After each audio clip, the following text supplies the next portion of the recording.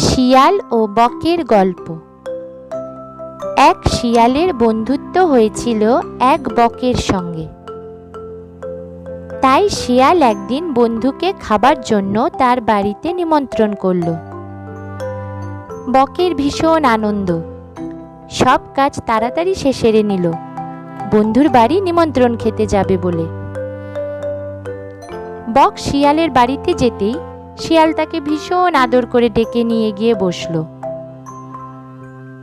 বক দেখল মাটির উপরে একটা বড় চ্যাপ্টা থালা রাখা, তাতে ঝোল ঢালা রয়েছে। শিয়াল বককে বলল, এসো বন্ধু, দুই বন্ধু একসঙ্গে খাই। এই বলেই শিয়াল তার জিভ দিয়ে দিব্যি ঝোল চাটতে লাগলো, কিন্তু বক তার ঠোঁট দিয়ে কিছুই তুলে খেতে পারছিল না। অবশেষে খালি পেটেই ফিরতে হলো তাকে।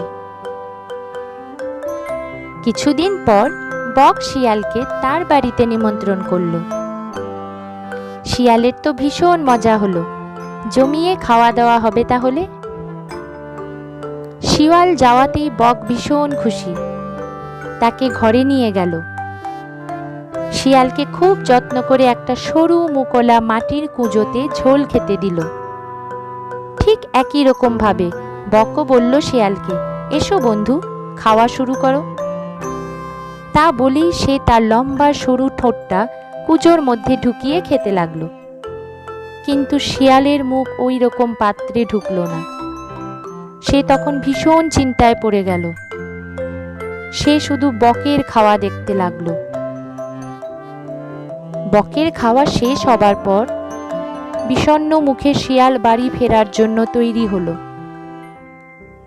তখন শিয়ালকে ডেকে বক বলল, কিছু মনে করো না বন্ধু, এটা তো তোমার থেকেই শিখেছি আমি। শিয়াল কিছু না বলে নিজের বাড়ির দিকে রওনা হলো।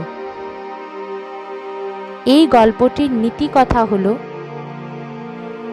কাউকে আঘাত করলে আঘাত পেতেও হয়।